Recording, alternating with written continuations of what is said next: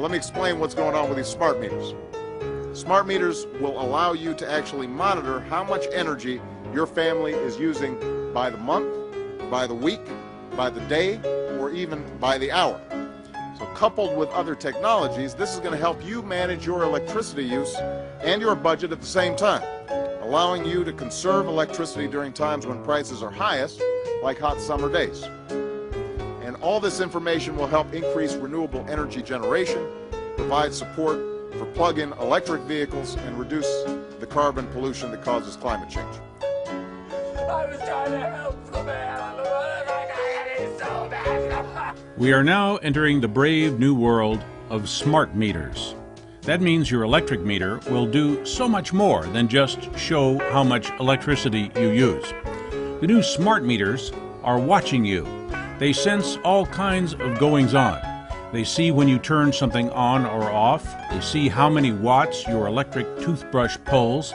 They send the record of that little event over wireless networks, bouncing through your neighbor's smart meters, all the way to the power company, where they keep record of all your electric consumption, volumes, and patterns every minute of every day, and store that data forever on computers that you'll never get to see.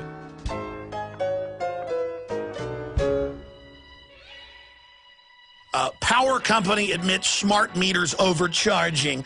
Oh, it's an accident. We doubled your prices once the smart meter went in. They tell you it's going to save you money, that they're going to control it.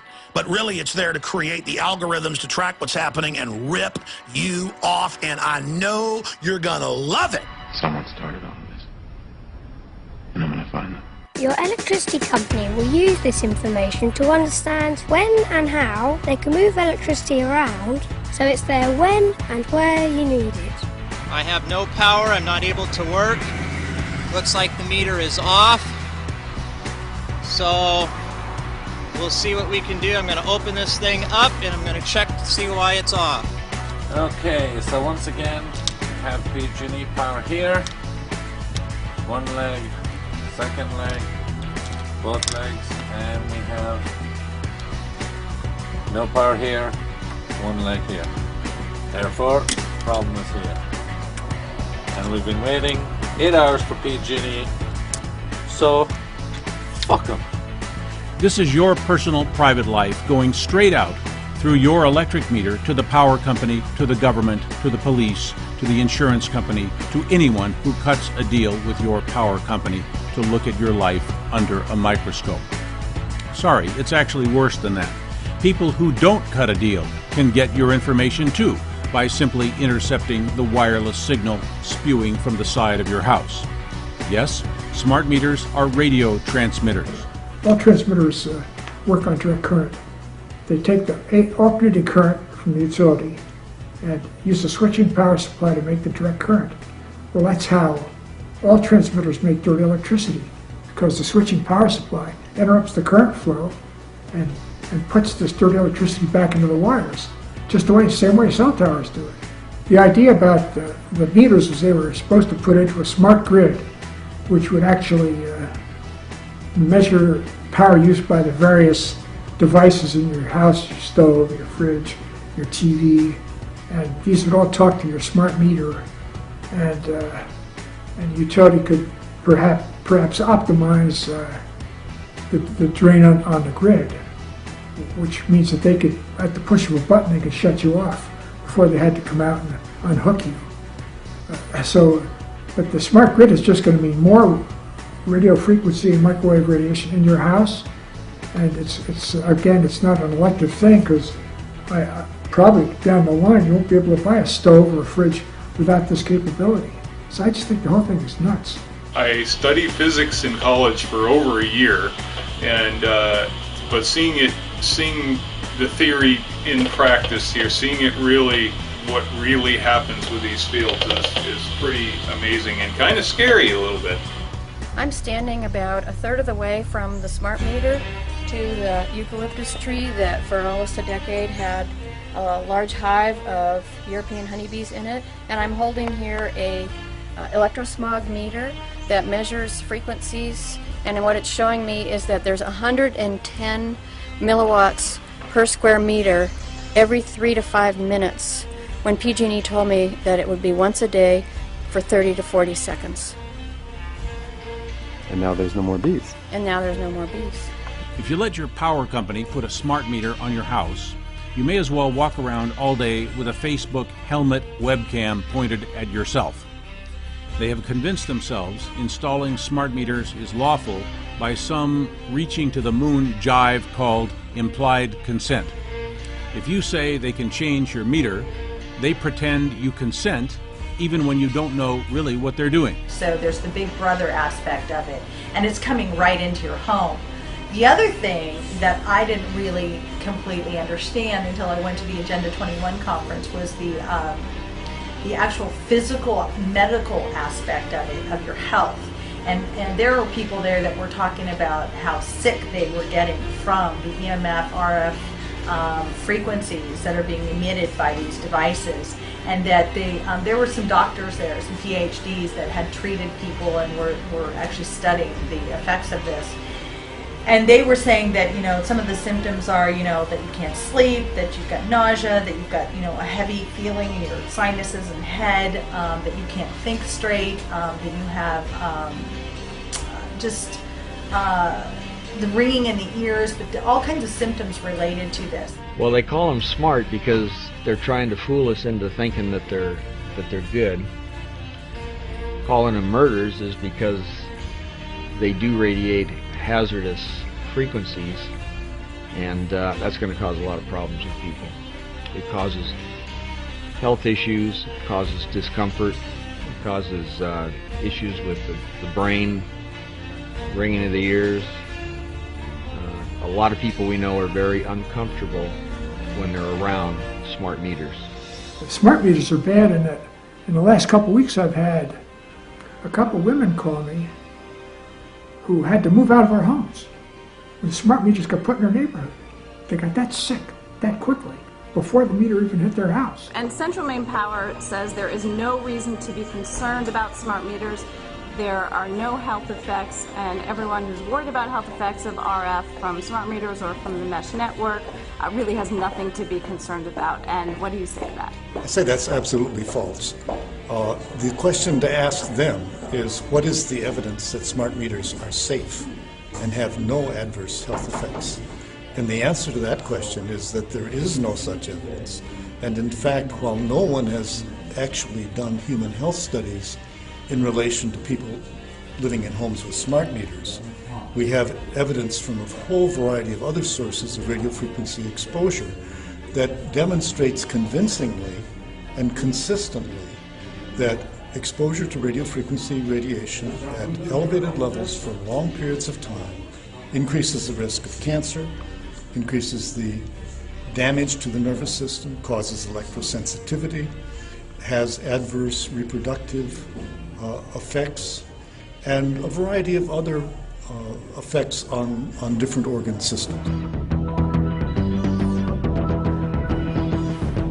I'm David Carpenter. I'm a public health physician. I graduated from Harvard Medical School, and I worked for the New York State Department of Health for 18 years.